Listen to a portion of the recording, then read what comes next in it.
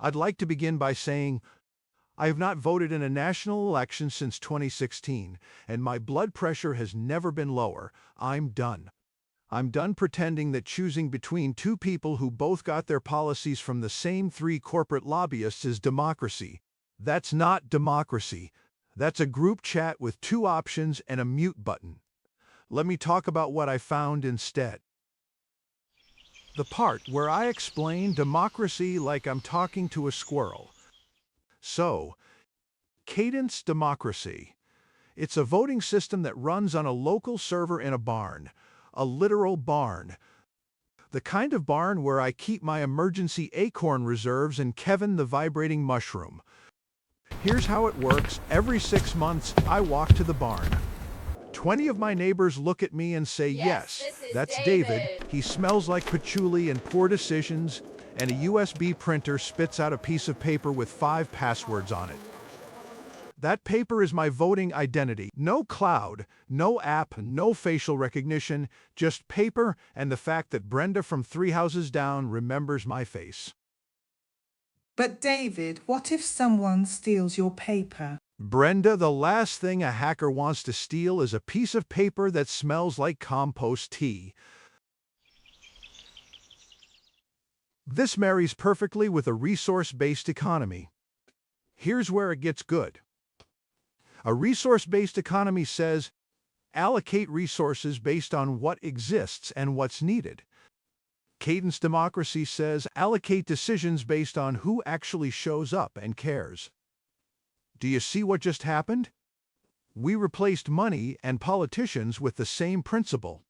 Follow the real signal, ignore the fake one. In the old system, power flows to whoever has the most money. Money is a fake signal. It's a hallucination we all agreed on, like Beanie Babies, but with more wars. In Cadence Democracy, power flows to whoever actually understands the issue and takes the time to vote on it. If a proposal comes up about soil microbiology, I skip it. I don't understand soil microbiology. I talk to mushrooms, but that's more of a vibes thing. The people who understand soil biology vote. The decision is made by competence, not by who bought the most ads. But David, what if people vote selfishly? Brenda, in a resource-based economy, your house doesn't get bigger because your neighbor's house gets smaller. Selfishness stops being a survival strategy when survival is guaranteed. It's called removing the incentive to be a jerk. The elastic clock is my favorite feature, and I will die on this hill. Okay, so here's the part that made me actually cry. I don't cry often. The last time was when I realized my sourdough starter had developed a personality and chose to leave me for a bakery in Portland. In Cadence Democracy, there's this thing called the elastic clock. Small issues close fast, like, should we fix the north fence? 24 hours, done. But if something major or suspicious starts gaining momentum, the moment participation crosses 1%, the system hits the brakes and stretches the deadline to a full week. Do you understand what this means? It means the system is designed to slow down when things get dangerous.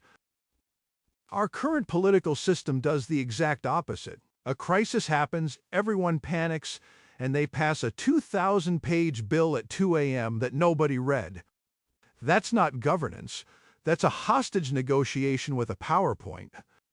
The elastic clock is like the political equivalent of what trees do when there's a storm. They don't grow faster.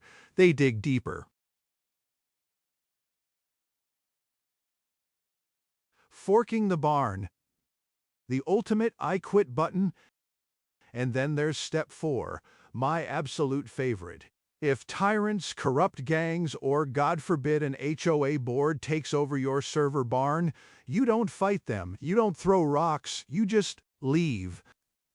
You copy the open source code onto a $50 microcomputer, drive to a different barn, and start over. The global network notices the original barn has no real humans logging in and just cuts it off. The tyrants are left sitting in an empty room. ruling over a server that only they talk to, like a dictator running a country where everyone emigrated. But David, isn't that just running away? Brenda, trees don't fight the wind, they drop their leaves and grow somewhere else. It's called not dying for a building. This is what happens when you design a system that assumes power will always try to corrupt it. And you build the exit door into the foundation. You don't need a revolution, you need a USB stick and a station wagon.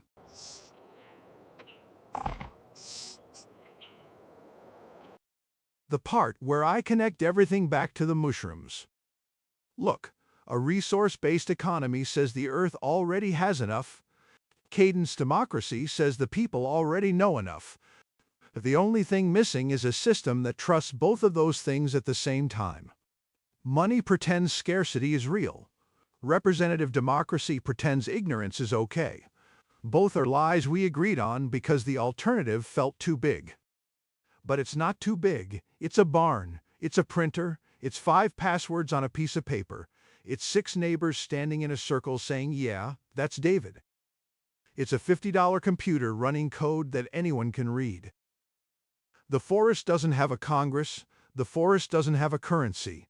The forest has cycles, seasons, nutrient flows, things that work because they're simple, transparent, and impossible to hoard. Cadence democracy plus a resource-based economy is just building a government the way a forest grows. No CEOs, no lobbyists, no dead guys on paper money, just humans showing up, knowing things, and making decisions together in a barn that smells slightly like mushrooms. And honestly, that sounds like a Tuesday I can get behind. Thank you. I'll be at the barn. Bring your own paper.